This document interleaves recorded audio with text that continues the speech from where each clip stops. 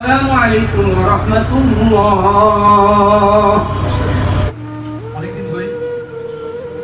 এদিকে বাংলাদেশের মেগাস্টার শাকিব খান দেশনেত্রী বেগম খালেদা জিয়ার জানাজার নামাজ পড়তে এসেছেন এমন একটি ভিডিও এবার আলোড়ন সৃষ্টি করেছে সোশ্যাল মিডিয়ায়।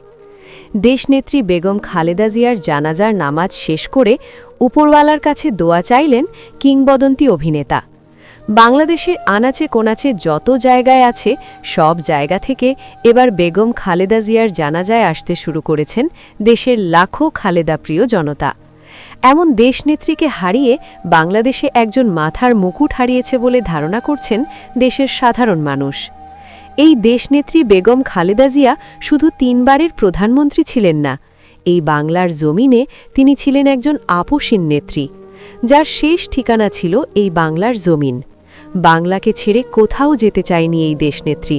তিনি তার মৃত্যুর আগ মুহূর্ত এই বাংলার মানুষের বিপদের পাশে বন্ধু হয়ে থাকতে চেয়েছে। তাই তো দেশের সাধারণ মানুষের ঢল নেমে এসেছে তার শেষ বিদায়ের জানাজার নামাজে।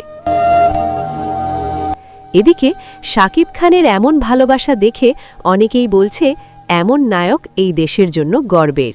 কিন্তু প্রশ্ন হলো, তিনি শহীদ ওসমান হাদির জানাজায় আসেননি কেন? এই প্রশ্নটা কিন্তু থেকেই যাচ্ছে জনগণের মনের ভিতর, যার উত্তর দিতে পারেনি শাকিব খান। তিনি কি খুব বিজি ছিলেন যে ওসমান হাদির মতো শহীদ ব্যক্তিদের জানাজায় আসার সময় পর্যন্ত তার হাতে ছিল না? এমন নানান প্রশ্ন কিন্তু থেকেই যাচ্ছে এই মেগাস্টারকে ঘিরে। যুগে যুগে বেঁচে থাক বাংলার জমিনে এই আপসীন নেত্রী বেগম খালেদা জিয়া। এই কামনা করে আজকের ভিডিও এখানেই শেষ করছি।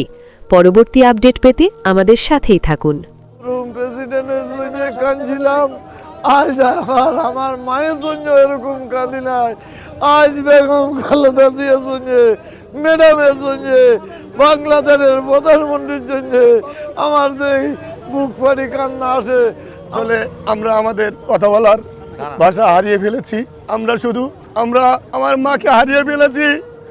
আমাদের নেত্রী, তিনি আমাদের নেত্রী ছিলেন না, তিনি ছিলেন গণতন্ত্রের মা। চলে যেন সর্বোচ্চ 18 কোটি মানুষের হৃদয়ে থাকবে। সারা পৃথিবী যতদিন ছিল এই আমাদের দেশে তিনি ততদিন আমাদের হৃদয়ে থাকবে।